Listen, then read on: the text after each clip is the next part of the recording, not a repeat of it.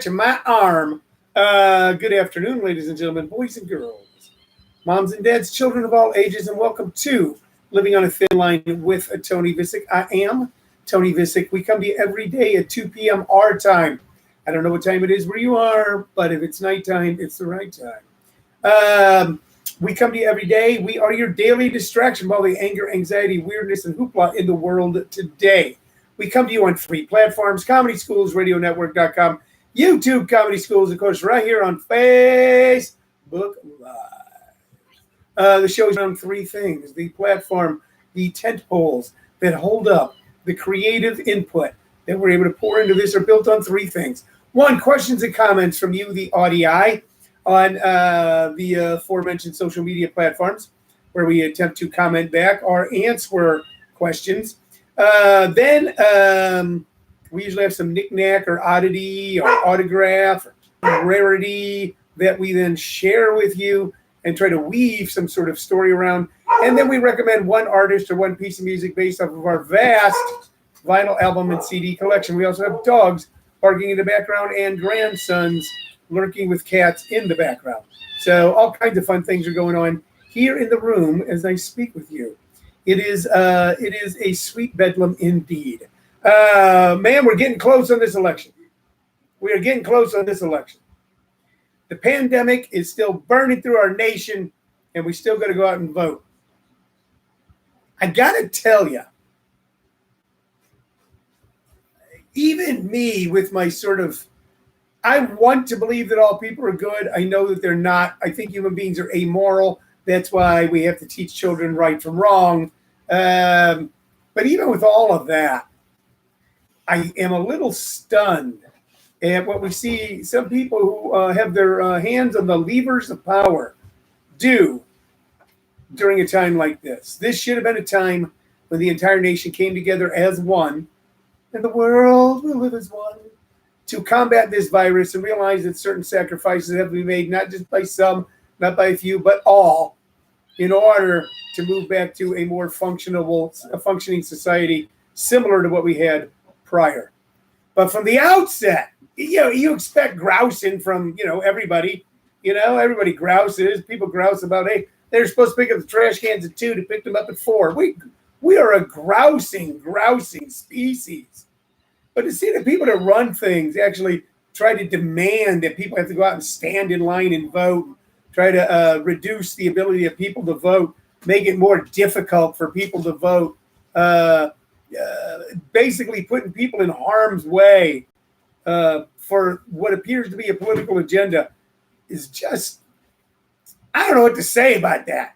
You told me it was Germany in the 30s. I go, yeah, that makes sense. Or Imperial Japan, or even imperialist Tsarist Russia at the beginning of the 20th century, or Russia under the yoke of Vladimir Lenin in the 1920s. I go, yeah, that makes sense. Those people did some horrible stuff. Thank God it doesn't happen here. And lo and behold, a version of it happens here. All that being said, my wonderful wife and I, Shirley, have already voted. We have an organization called Clean Elections out here in Arizona. They had a van go around and does pickups. It's an independent organization ran by really good people. And we dropped our ballot off. We were checked with the state. And our ballot has been accepted. And my write-in for Bo Diddley seems to be accepted. No, I did not write Bo Diddley in. But there's been elections where I thought, man, I'll just write in Bo Diddley. So we did all of our voting. It is all done. And by the way, everything on the news says right now that if you are voting by mail and you have not yet mailed in your ballot, too late. And you better get down to a post office where it can be dropped off, or to an appropriate drop box. Unfortunately, if you live in the great state of Tejas, Texas, there's only one ballot drop box per county, no matter how big that county is, and that is Big State. All right, so it is Friday, and I'm doing my best to concentrate and have some fun. Got good things going on for you this weekend, and good things coming up for you for the rest of the year. Starting tonight, We have, hold on, I'm starting to get some comments here. Hello, Kevin Brown. Hello, Ernesto Ortiz. Hello, Champ de Blasio. Nancy Heyman says, my neck hurts from shaking my head day after day after day. That's true, man. We're almost giving ourselves whiplash, not because of ideological stances, but because of some of the weird, dark insanity that we see going on around us. I got fun things going on this weekend for you. Tomorrow we take off from the show. We take a Saturday break. Sunday I'll be back at 2 p.m. with more fun in the Arizona sun for you, comedic wise. Then tonight and tomorrow night at JP's Comedy Club, jpscomedyclub.com, 860 East Warner Road. We have none other than the man, the myth, the legend, Jonathan Gregory. Jonathan Gregory is one of the funniest guys in America. I don't care what anyone says. If you don't believe me and you're in the greater Gilbert area, hightail it on down there, safe social distancing, wear a mask. Heck, if you want to buy a ticket and then wait outside till the headliner comes on, go ahead and do it. However you want to function. We are there to function at the junction of Warner and whatever road it is, Gilbert. Warner and Gilbert. Or is it Warner and Gilbert? No. I forget what the cross street is. Excuse me. Sorry, I don't remember cross street. We got a great show for you. I'm going to be lining up some live in-person yet shot on Zoom shows coming up before the end of the year for all of our friends all over North America. Heck, South America too. East America, West America, Northeast America, South, West, everywhere. Even if you live in Russia, you'd be able to see these Zoom shows. They're going to be broadcast live from JP's. I'm working on that. Going to bring that to you. I got that going on. What have I got going on today? Not a lot. It's Friday, and what I've spent most of my morning when I've been working is just booking some fine comics into JP's. People ask me what my booking philosophy is with comics. So that changes over time. And there's other factors. But right now, what Jim and I are really concentrating on is Phoenix, the greater Phoenix area, has some of the funniest comics in the nation. Some of the most unique comics in the nation. Some of the most diverse comics in the nation. From guys who've only got 5 minutes to guys who got 5 hours. We have national headliners that live here. We have people who are just starting. But it seems to be a boiling cauldron, strong attempts at originality and authenticity. This local comedy scene. And because of that, we got a lot of great headliners. So we right now are putting our focus on booking legitimate, strong, could be if they wanted to be, or already are, national headliners at JP's. You know, people will say years ago, I started booking comics in Arizona, and I was booking local comics, and some of the local comics came in and goes, hey, man, when are you going to bring in like some out-of-town headliners? And I go, why should I? And they go, well, so I go, because then that would, in your mind's eye, make this legitimate? I go, okay, give me your spots. But no, Warner and Lindsay, thank you. That is the junction. That is the vortex. You're the vortexes, ladies and gentlemen. Kevin Brown just put up the cross streets for me. Thank you, my good friend, Kevin. By the way, a heck of a guy, a funny guy.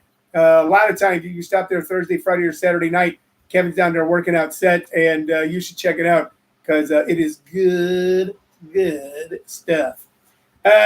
Somehow it airs legitimacy that we fly someone in from some other state.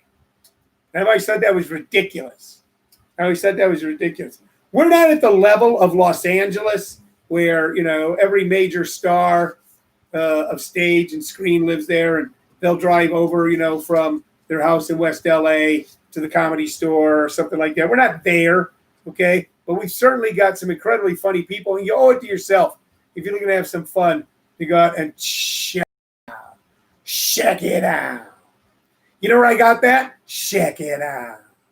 It still is, I guess, the trademark line of one Angel Salazar. Angel Salazar is a guy who really lives the life and lives it hard. Just to give you an example, the last time I saw Angel, we were interviewing him on our morning radio show, and he came in. I go, can I give you anything? He goes, tequila. And I laughed. He goes, no, I'm serious. Do you have any tequila? And then he was promptly arrested that weekend for non-payment of spousal support, right as he'd come off stage at the old Scottsdale Laugh Factory. Funny guy, been around since the 80s. Angel Salazar was in the movie Scarface. He's the little short guy that becomes Tony Montana's right-hand man towards the end. He goes, what are we going to do now, boss? What are we going to do? We go to war. That's Angel Salazar, funny guy. And his moniker, his catchphrase was, check it out. And it's always stayed with me. All right, you know what? I'm rambling. I got rambling on my mind. Let's get to the stuff, shall we? So what I got for you right now is there's a comic book store that has opened up in Maricopa. How do you know that we are a legitimate city? How do you know that we are now a major metropolis? How do you know that we have a vast and deep urban core in the city of Maricopa? I'll tell you how you know. We've got our own very own comic book store. That's right. That's what the guy sells, comic books. Does he sell novels and magazines and comic books? No. Does he sell novels and comic books? No. Does he sell magazines and comic books? No. He sells comic books. And pop figures and cards. Yeah, but they all have to do with comics. Yeah. Yes. Getting information from the home office, which is currently playing with toys under my desk. Actually, why don't you stick your head up here and say hi to the people? I already did. No, you didn't say hi. You just kind of bopped in and bopped out like people thought it was a mistake. Not like an official member of the show. Fine. I mean, you're a legitimate member. My grandson Sullivan is my wife Shirley is the legitimate producer. My grandson is a legitimate part of this show. And you can't just be popping up and popping out. You have a responsibility, Sullivan, to the people who tune in every day. Fine. Okay, fine. There we go. I don't know. There he is, Sullivan Ramirez, ladies and gentlemen. You just saw his face. Okay. Anyway, there's a comic book store. There he is. There he is. Giving you that sort of movie star wave. Hi, everybody. And then off. Very cool. Yeah, that's nice. You're showing people a trash can. That's entertainment, Sullivan. A trash can. So anyway, you guys, comic book store here in Maricopa, and that is bad news for me. Because, many years ago, I dealt with my addictions to drugs and alcohol and other major negative lifestyle issues. But I still got that little obsessive compulsive thing in me. And I cannot walk into a comic book store without spending money. As a matter of fact, yesterday, we were out for lunch, Shirley and Sullivan and I. And we try to go to a different place every day for lunch. It's kind of hard to do in this town since there's only about 5 restaurants. We go to a different place every day. Someone's trying to call me right now, and what I want to bet is that it's one of the comics I called earlier today to give them a gig, and that might already be gone. Now they're trying to call me during my radio show. I will not answer while I'm doing my podcast. Anyway, we were out, and someone goes, hey, why don't we go by the comic book store? And I said, no, we spent $50 at the comic book store yesterday. He goes, we could just window shop. I go, I do not have that ability. Frederick Scott says, you want to chase the kid away, tell him he has to stay. Is that a kid or a cat, Fred? Coy Johnson is watching. Hey, Coy, how you doing? Charles Kaminsky saying hi to everybody whose name pops up. Sometimes we find out people are watching and their names doesn't pop up. Anyway, here's a comic I bought at the comic book store. There it is. It is The Defenders. And I got it for like $1. Okay, sold it to me for $1. It's not in great shape. It's got some little tears. And this one's in pretty good shape. This is The Defenders is a Marvel comic books group. This particular issue called the story we had to call Doomball. You can see right there that the Hulk is in a lot of trouble. Look at that. The Hulk is in a lot of trouble. You see the Hulk right now? You know what he looks like? He looks like a Donald Trump supporter next Wednesday. He's in a lot of trouble. Oh, he's in pain. The Hulk's in pain. The fight's still going on. All of that. Good guys and bad guys all hanging around. The Defenders was one of those amalgamation comics. See, all these guys had their own comic. But this was a combination of the mysterious Doctor Strange, the vibrant Valkyrie. She's the girl, you can tell. And Dr. Doom. Okay. No, it wasn't Dr. Doom. It was Dr. Strange. Dr. Doom's a bad guy. Actually, he used to not be a bad guy. The savage Submariner and the high-flying Nighthawk and the Incredible Hulk. Pretty sure nobody. Nancy Even says, hi, Sullivan. Showing a trash can is appropriate commentary on the mood of the country. So you got a little approval there. These guys all had their own line of comics. There was a Hulk comic. There was a Valkyrie comic. But then, here was the problem. Can I tell you the problem? I'm going to get to the problem here. So when I was a little kid, 8, 9, 10, 11, 12, all the way up to about 12, I loved comic books. And comic books are laid out like a cereal. Not like a breakfast cereal, not like Captain Crunch, but like a story. And there's a character, and the character has a through line. And at first I loved Superman. And the Superman comics had a through line in a story. But then they'd have World's Finest. They would have a totally separate line. And sometimes a totally separate artist. And that messed with me. That messed with my sense of justice and reality. Which one is the truth and which one is the lie?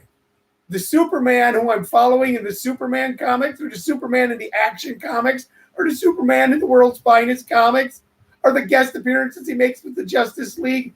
It messed me up. Marvel, for a while, everybody just had their own comic. There was groups, Fantastic Four, 4 people together. This is the Hulk, by the way. All right? Who sometimes was a good guy or a bad guy. Nobody ever really knew. Originally it was Gray. And all these other people. Let me repeat them for you. It was the Vibrant Valkyrie. Doctor Strange, Submariner, Nighthawk, and the Hulk. Evildoers tremble at the name. Here's what it says. Evildoers tremble at the names.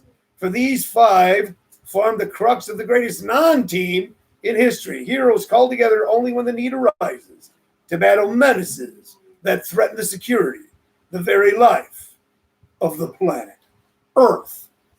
So, man, it sounds like we need Doctor Strange and Valkyrie and the Hulk and Nighthawk right now. And Roscoe. Yeah, see, if Sullivan and I were drawing it, we throw in the dog Roscoe.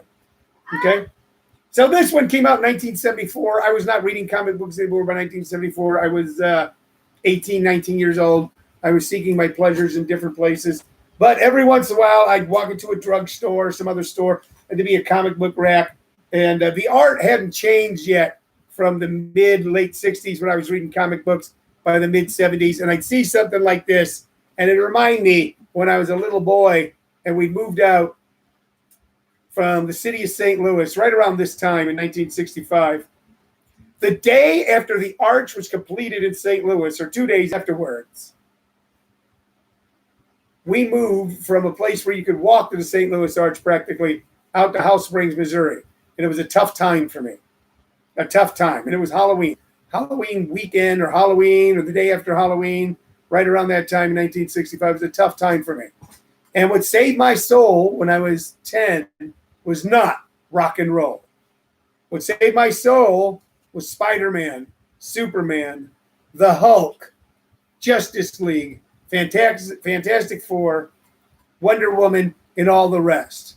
Because as the world seemed to be in turmoil for me, as I moved out to a whole new group of kids who I didn't know, who didn't like me, to a family that was really kind of in flux itself because of the move and concerns and anxieties, to a place where I could walk out my front door and within about 20 steps be at a local confectionery. Now it was 2 miles to anything, usually in the mud because it was wintertime. I found solace and comfort in those stories, in those beautifully written and beautifully drawn stories of heroes and superheroes. Many of them outcast themselves. So I guess that's why I show them to you on this show. Okay? Anyway, that's that. Joseph, I want to pronounce your name properly, but I may not. Otinho is watching from Kenya, Africa. Welcome, Joseph. Pray for our nation, Kenya, as the virus second phase numbers are going up. Joseph, we certainly do. We certainly do. We pray for you, sir, and all of the nation of Kenya. This virus is a pandemic. It is worldwide. It deserves and needs a worldwide response. For the last 100 years, for the last 120 years, when a worldwide response was needed to a crisis, the world could count on the United States. Has the United States made mistakes? Have we overplayed? Have we stepped too heavily when we should have tread lightly? Have we done some things? Yes, we have. But for the last 120 years, at least, from the dawn of the 20th century, all the way up until recently, when there was a worldwide problem, you could count on the United States. Such is not the case right now. Hopefully, my friends, that will change starting next Tuesday. And hopefully, Joseph, you have a nation and you have a government and you have a people who will be able to pull together and deal with it locally and regionally and nationally. And then hopefully within a few months, all nations will be able to pull together. Because if we do, we can beat this thing. We can lick this thing. We can stop it. We can stop it from the smallest village in India, from the cities in Kenya, all the way to New York City and Los Angeles. All right. Okay. All right. Hey, Armand, how are you? All right, let's get to the music, shall we? You know what I saw popping up when I was looking right now is that I'm in this horrifically contentious, the insanity that has gripped our country has gripped everywhere. I'm in a horrifically contentious election to be on the board of directors for my homeowner association. Something I wasn't even going to do this time. I told Shirley, I'm not going to run this time. And then I was talked into it by other people. I go, tell them just run, do 2 more years, in service to your community. And I go, okay, all right, I'll do it. And in the interim, some people who acting on what only time will tell, not only decided to run, which is fine. It's fine. It's great. But run by some pretty darn interesting means, which have caused quite a bit of consternation. What are they now? I'm looking at my wife and going, here's something I didn't want to do. I'm having to fight like hell right now to be able to do just because I took on the responsibility. Look, a lot of you know me from a long time ago. I'm a goofball. I'm a comic. That I've always liked to trip the lot, fight fantastic. I like a good laugh. I like a good joke or smoke, although I no longer smoke. But sometimes, and I will just tell you this right now, sometimes you take on a responsibility. And this silly election, to be on this board so I can deal with drainage, and if the large water company out here is going to raise our rate so much that it'll be problematic for our homeowners and all this other exciting, sexy stuff, it's been turned into something else. And I'm not doing it for power. There's no power. I'm doing it because it's responsibility. And I do my best to see my responsibilities through. Maybe because I didn't so much when I was a kid. I don't know. Anyway, look, I just saw that pop up that they're all talking about something.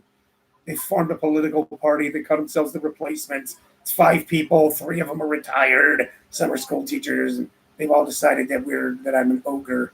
And it's a bizarre thing to watch. And a lot of it's Facebook. I just saw a very funny member of our comedy community in the greater Phoenix area. Happens to be a woman who someone created a fake Facebook account and then put up the most horrific stuff about her, and I actually called her and said, how you doing? And I says, I know how that feels. Not just from this, from other things. When all of a sudden you just turn on your phone and you see someone saying something horrible about you, which isn't true. Facebook has done so much to hurt so many people. Hopefully with shows like this, we turn that around. Let's talk about Lucinda Williams. Lucinda Williams. There she is right there. Lucinda Williams. Okay. And this is an older CD of hers. It's called Car Wheels on a Gravel Road. And I think that it was one of her more popular CDs. Lucinda Williams has a voice that I best describe as a country girl, moved to the city, like to do some speed, end up finding herself in a Motel 6 with a biker, okay? Spend a weekend with a biker in a Motel 6 that had equal combinations of fighting and lovemaking and drinking and praying, and came out of it the better and the stronger. She has a voice like nothing I've ever heard before. Not the beautiful high octaves of, not the beautiful, the beautiful songbird style of Linda Ronstadt or Emmylou Harris, You know, not the husky, dusky sound of Stevie Nicks, but the sound of someone who learned how to play on a broke down guitar in front of a barn at her grandpa's house because her dad took off and her mom was working in the city. You know, she's just feeling by herself and only had those strings to keep her company. This girl kicks some hippie ass with that voice. And once again, if someone's going to capture the sound of poor Southern people in a rural town or some dusty, middle of nowhere Texas place and be able to find the poetry in the desolation, it is Lucinda Williams. She finds the poetry in the desolation. The song we're going to recommend from this album is Car Wheels on a Gravel Road. Car Wheels on a Gravel Road. Now, Lucinda has been just kicking ass on social media lately. She is, that's right. And there's a second curse word. She's just doing it on social media lately by doing a lot of Zoom shows and internet concerts. And she's got something coming up. I just saw. Google her, Lucinda Williams. We're going to put up this song for you. Lucinda Williams, and check it out. She is something. She is wonderful. You're going to want to listen to her. Lucinda Williams today is my gift to you. The song that we're going to recommend is Car Wheels on the Gravel Road. Once you hear that, just YouTube the goofiness out of her. Matter of fact, buy one of her albums. Help her out. So many of those people are struggling right now. Their industry, like mine, has disappeared. Okay, they're having to find new ways to bring what they do to people. But check her out. Lucinda Williams, Car Wheels on a Gravel Road is the name of the CD. Car Wheels on a Gravel Road is the song that we're recommending. Listen to it. You'll be glad you did. Hold on. Angela Fox just asked real quick about the water company. She goes, is it American Water Company? We got screwed over when Cave Creek bought our small water company. Meter fee, $60, 100 bill is the norm. No, Angela, we are Global Water. Global Water. So I didn't want to end the show on that, but I wanted to answer Angela.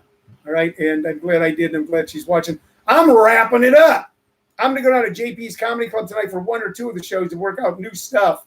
I'm not saying it'll be entertaining. It might be a little goofy as they work out new material, but that's where I'll be. You're going to stop in and say hi through a glass window. All right, my friends. Thank you very much. I'll see you Sunday afternoon at 2 p.m. Living on a Thin Line. Bye-bye. Make sure it's off. Hit the button again. Okay, bye, everybody.